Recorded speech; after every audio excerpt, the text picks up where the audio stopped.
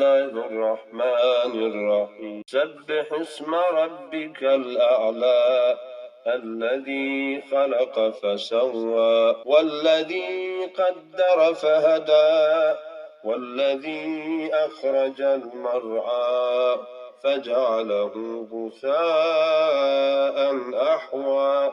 بسم الله الرحمن الرحيم. الحمد لله رب العالمين، والصلاة والسلام على سيدنا ونبينا محمد وعلى آله الطيبين الطاهرين، واللعنة الدائمة الأبدية على أعدائهم أجمعين إلى قيام يوم الدين. رب اشرح لي صدري ويسر لي أمري واحلل عقدة من لساني يفقه قولي. Inshallah, we are going to take lesson 15B, that was lesson 15A. So this 15B from ruling number 1241 to 1243. Whenever you pay khums in advance in certain areas where you are supposed to pay the khums, you don't have to pay khums again, unless if there was extra. So for example, the diving product, when you dive and you get out pearls and a coral and all those kind of things, and you sell it. So once you sell it, you have benefits, okay? Or you get it out and you check the value of it, so you pay the khums of it. After the exclusion of diving cost and all those costs are excluded, because that's from your capital of investment, and capital of investment is khums paid, assumably. So we assume that always whenever we talk about regaining capital of investment, we say the Sistani's capital of investment must be khums. So capital of investment is khums paid. So what happens here?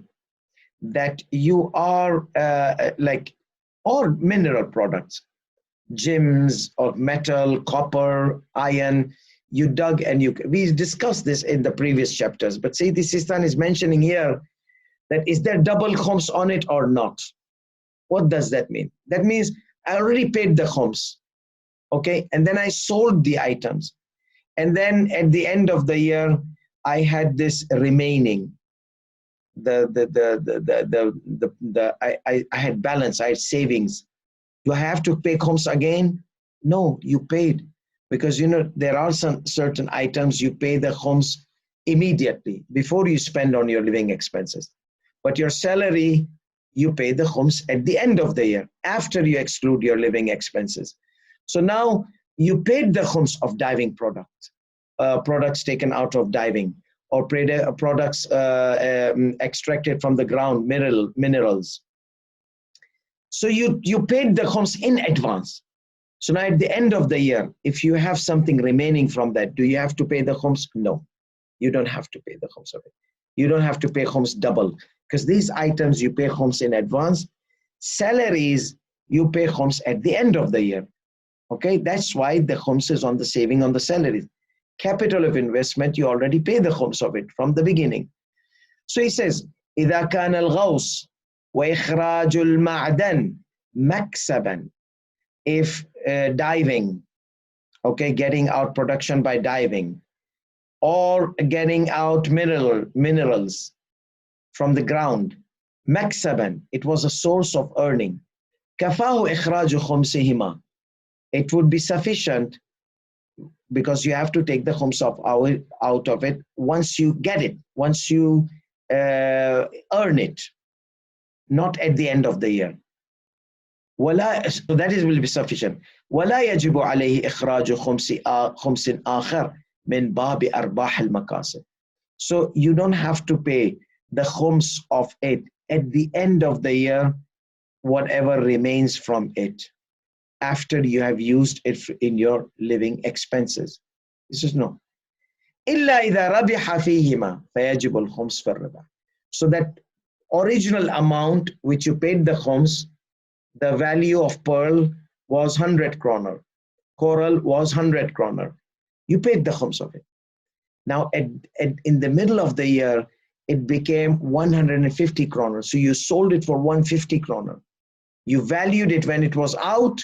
The market was 100 kroner. Now it's 150. So the extra value, you have to pay the khums of it. Okay? So this is what he says.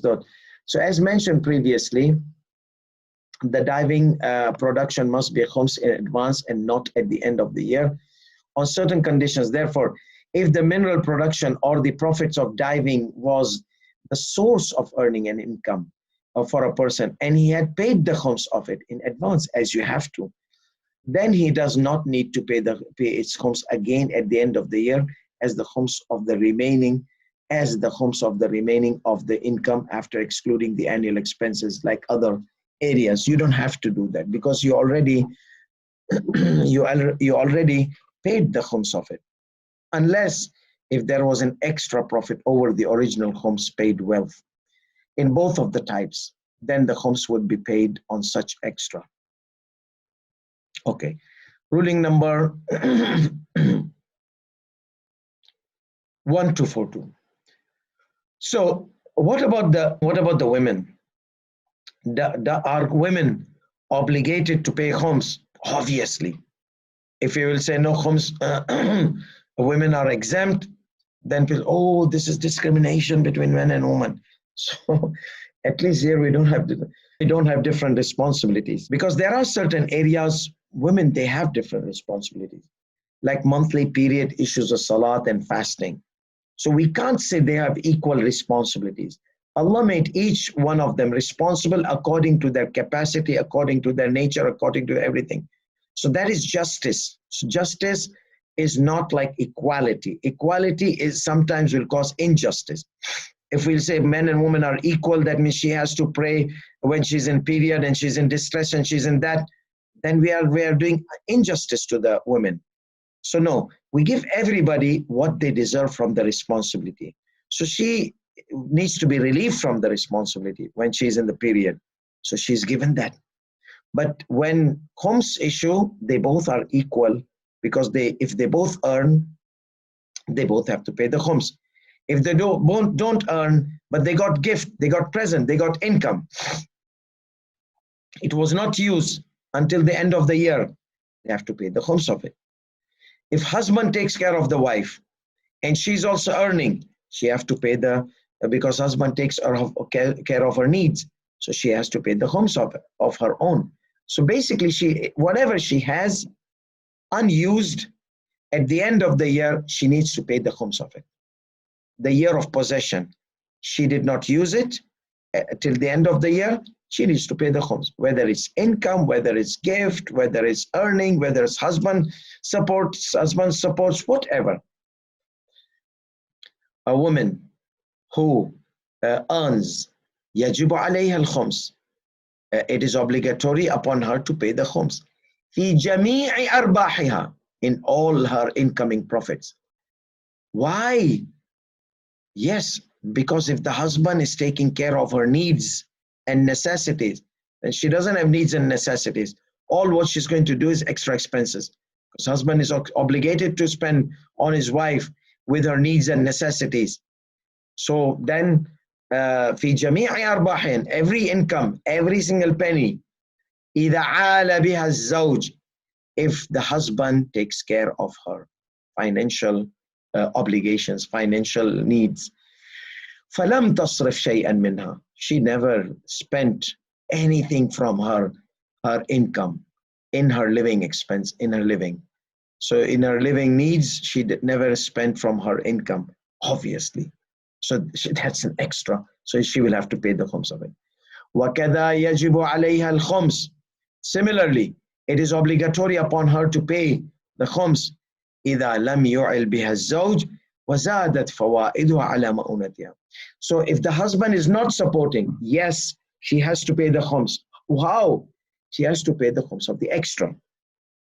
Okay? If the husband is not supporting us, she will use for her living needs and necessities in her income. And after that, whatever is remaining at the end of the year, she'll pay the khums of it.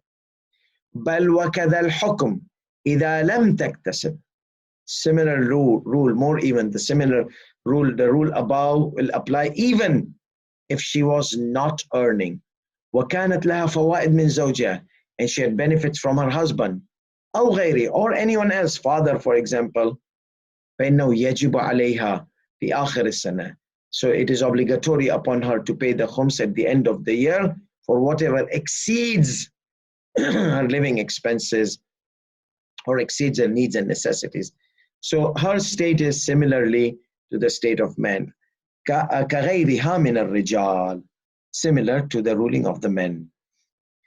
In general, وبالجملة, يجب على كل مكلف, every responsible male, female, every responsible person means a person is responsible, whether he's sane, insane. In this, the responsibility expands to the insane person and the child. To say this is Sistani, Damadullah. Sayyid al-Khuwi says no, the child is not obligated. Khums is not obligated. Sayyid Sistani says the child is obligated. However, he can pay when he becomes baligh, okay, or his guardian pays. That's the difference between Sayyid al-Khuwi and Sayyid Sistani. So children money, well, Sayyid al-Khuwi followers used to save and they would not have to pay the khums unless the child becomes baligh. For Sayyid Sistani, no, the guardian pays the khums. If not, then when the child reaches the age of adolescence, he needs to pay the khums of it. So, يجب على كل مكلف, it is obligatory on every single responsible person. كاسبا كان أم غير كاسب, earning or not earning, okay, who is earning or who does not have any earning. So كاسبا, earning or not earning. أن يلاحظ, to observe, ما زاد عنده في آخر السنة, whatever exceeds with him at the end of the year. من أرباح مكاسبه, from the incoming profits which he has, okay, profits of his earnings. From profits of his earning, he needs to pay from every type of income, from his business or any other source of income, whether such was less or more. قليلا كان أم كثيرا ويخرج خمسه. So that's it. Extra, pay the khums of it. Okay, what about the sanity and adolescence? Some ulama, they say if a person is not sane, if a person is insane, or if a person is not baligh, there's no khums obligated because he's not mukallaf. That is the definition, general definition of taklif, of responsibility, that a person needs to be in this level. However, Sayyid Sistani says there's no indication, evidence that these conditions are required in the khums, that a person should be sane or has reached age of adolescence.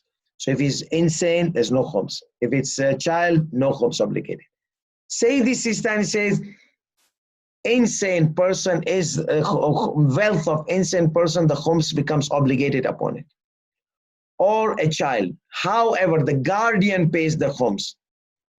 Or whenever they regain their consciousness or they reach the age of puberty, they pay the khums. So this is what Sayyid Sistani mentions. Ruling number 1, 2, 3. لا يشترط البلوغ والعقل, the condition of reaching the age of puberty and the sanity is not required. It's not a condition required to in khums, in all what the khums is obligated on. في جميع ما يتعلق به الخمس. في جميع ما يتعلق به الخمس. In everything, whatever areas of khums we mentioned in the beginning, first lessons of khums, there. من khums, من أرباح المكاسب, the incomes of earning, the profits of earning. والكنز, the treasure. والغوص, diving product. والمعدن, minerals. والحلال المختلط بالحرام, the halal which is mixed with haram and you're not able to distinguish. You found out that there's some haram money in your wealth, but you don't remember how much, and you don't remember the person for who. So that money you need to pay the khums of it. So all these things, you don't need to, the person does not need to be baligh or does not need to be sane. So even insane person, if the guardian finds out there is haram wealth mix in the money of the child or the guardian, then he needs to pay the khums of it. فيجب على الولي, therefore it is obligatory upon the guardian, إخراجه من مال الصبي, to take it out from the wealth of the child, okay, or the insane person. وإن لم يخرج, but if he does not, the guardian does not. Let's say the guardian was following Sayyid al-Khui, he said, why should I take the khums out? They are not wajib on them. But they are not following Sayyid al-Khui. وَجَبَ عَلَيْهِمَا, then when they reach the age of adolescence and or they gain the sanity, then it becomes obligatory upon them to pay the khums of it. نعم إذا كان الصبي المميز. Sabi al-Mumayyiz is discerning child, a child which knows good and bad, which can distinguish this is bad, this is good, this is haram, this is halal. You know, some kids are smart, so there's no age, proper age. The average age, they say 8 to 9 years old. But still, some kids I've seen 5 years old, they are mashallah, very sharp and they are distinguished. And some kids, they're 11 years old, not reach the age of puberty. They're kids, but they can't distinguish. They can't know the difference between good and bad. So this discerning child, if a child was discerning, let's say he followed Sayyid al-Khui, مقلدا لمن لا يرى ثبوت الخمس. He was doing taqleed to a marja'. His marja' died, but he was a discerning child. And he was doing taqleed to this marja', like Sayyid al-Khui.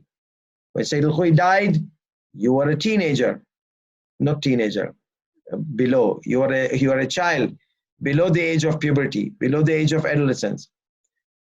So, and you had wealth. So if you had done taqleed to Sayyid al-Khui when you had not reached the age of puberty, but you are a discerning child, you need the good and bad. لا يرى ثبوت الخمس في مال غير البالغ فليس للولي إخراج منه. Let's say the wali, the guardian is following Sayyid al-Sistani Damadullah, but the child was following Sayyid al-Khui when in a discerning stage where he would be able to distinguish good and bad, is following. So he became insane. Okay, let's say Sayyid al-Khui died and he became crazy because he was obsessed so much with Sayyid al-Khui. But this is wrong. Or let's say he had not reached the age of puberty. So in both cases, you see, لمن لا يرى ثبوت الخمس في مال غير البالغ. So he was not considering obligatory khums on the wealth of non-baligh, غير البالغ. فليس للولي إخراج منه. Then the religious authority, the guardian of the child or guardian of the child, it is not obligatory. Let me repeat this masala. نعم, however, إذا كان الصبي المميز, if the child, discerning child, was doing taqleed, كان مقلدا, to who? لمن لا يرى ثبوت الخمس, to the one who does not consider khums obligatory on the wealth of a child. Okay? فَلَيْسَ لِلْوَلِي إِخْرَاجُ مِنْهُ, then the guardian cannot take the khums out of it because there's no khums obligatory on this child. He's not following your marja, he's following some Sayyid al-Khui, for example, and he was a discerning child. And then we have this next session, I'm going to talk about kulli and shakhsi. I just want to explain this before we move on to our next slide. So basically, let me just, okay, so here we have the kulli shakhsi. What is kulli shakhsi? Kulli and shakhsi are two different types of transaction. Two different types of transaction. So kulli is not kuli. Kuli is the guy who carries load. Kulli is in general, in generic. Shakhsi is specific, like what they say, the general specific. A book, general. This book, specific. Okay, let's say, I'll give you another example on the book. I want Kitab Asbab al-Nuzul. Okay, Asbab al-Nuzul, we have 10 copies. Which one you want? Anyone. So when I say anyone, that is what? Kulli. In general, I just need Asbab al-Nuzul. Choose one copy and give it to me. That is Kulli. You know something? Give me that copy. So this became shakhsi, specific. Why? Because you checked out, the pages were okay, because whenever you buy a book, you have to check the pages, because sometimes books, they have blank pages. It happened to me when I used before. Like nowadays, alhamdulillah, you don't find this unless you might get a book from Pakistan or somewhere. So out of 100 books, couple of books, the ink of the printing press finishes, so it starts printing blank page, and the book is binded and sold. So now the buyer got, oops, what is this, invisible ink? So that problem can happen. So is this understood? Kulli shakhsi. Kulli specific. Oh, sorry. Kulli general. I need a book of Asbab al-Nuzul. Which copy should I give you? Any copy. So this Kulli. I need this copy precisely. Sir, you can take the other copies as well. No, I want this copy specifically. I've checked it, the papers are okay. I don't want to check every single book. Okay, sir, then it's yours. So this is specific. Now, this is the product which you're buying. Sometimes the money, let's consider this like $100 bill or €100. I'm buying this book, this specific book, with this specific €100 bill, this specific note. So both are shakhsi, specific. I purchased the specific book with this specific money. So I want this book and I'll give you this money. So this is called shakhsi. Good. Now kulli. I want to buy a book of Asbab al-Nuzul. Sir, which one? Anyone. And I'll pay you €100. And I have 10 €100 notes in my pocket, for example. So I'll take out anyone. So my deal was on what? My deal was done on kulli or shakhsi, on specific or in general. My deal was done in general. So the guy brings me a specific by his choice, and I take out €100 bill specified later on. But the deal was done in general. So that is the difference between general and specific. So now we take opposite. I want this specific book for €100. So what is general here? The cost. The cost is general. What is specific here? This book. Or the fourth scenario, I want to buy with this €100 book of Asbab al-Nuzul. Sir, which book? Just give me any book. Asbab al-Nuzul I need. Okay, that's fine. So this was specific item, no, specific payment cost, general item. Before was specific item, general money cost. Or it could be both, could be general, or both could be specific. Shakhsi means the sale is done on specific title and a particular specific piece of the item that falls under the title of that group. Asbab al-Nuzul, this Asbab al-Nuzul. Similar is understood for the specific money of the cost, this €100. Kulli means in general, that the sale was not on a specific item. The sale was not done on a specific item. Let me fix this down. The sale was not done on a specific item, but on its title or its cost amount, and not on the specific money. Therefore, the specific piece falling under that title would not be specified, was not specified. Okay, not done on a specific item, or amount was not specific. Therefore, the piece falling under that title, under the Asbab al-Nuzul, was not specified, or the money of the cost was not specified. It was general. Thus, after the sale or agreement on the general title of the item or its cost, it becomes debt on both sides. We made an agreement, khalas. Now, this, I made a general. So this book, to choose a specific, is now on your shoulder. Now you give me the book today, tomorrow, the sale has been done, and you have to pay me the money, or you have to give me the book later on, whenever the agreement is. So this is called fi dhimma, as a debt. So now once you made a deal and you agreed, finish. Now I have to give you the book. So it's debt on my shoulder. You have to give me the money. It's debt on your shoulder. So it becomes a loan kind of agreement. So kulli ma fi dhimma is a loan type of agreement. Like the aeroplane industry, they do like that. Thus, after the sale on the general title of the item or its cost, it becomes a debt on both sides, and they both become obligated to hand over the specifics to each other, which can be at any time, which can be any item that falls under the title agreed, and it could be handed over later as credit sale. Like, remember credit card or credit sale? Paying now, buying the plane later.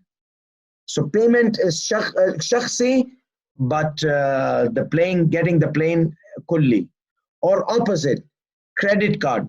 You pay the credit card by credit card. So credit card is nothing. So you got the item, but then the bank, the shopkeeper will get his money from the bank later on. So you are responsible for the payment later on. So that is, a payment is kulli. The agreement can be in four forms. Both the product and the cost could be shakhsi. Both the product and the cost could be kulli. Both the product could be shakhsi and the cost could be kulli. And the product could be kulli and the cost could be shakhsi. If khums is not given as shakhsi or specific, then its value becomes obligated as kulli. It becomes a debt on your shoulder. If you don't take the khums out of it, that means it becomes debt on your shoulder. It becomes a kulli on your shoulder.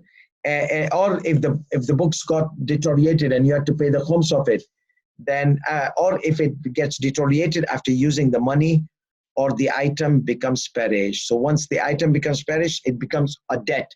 Once the khums of the money becomes perished, the khums of the money becomes a debt. Kulli. Wa akhiru da'wan alhamdulillahi rabbil alameen. وصلى الله على محمد وعلى آله الطيبين الطاهرين. صلي على محمد وآل محمد. اللهم صل على محمد وآل محمد. اللهم صل على محمد وآل محمد. اللهم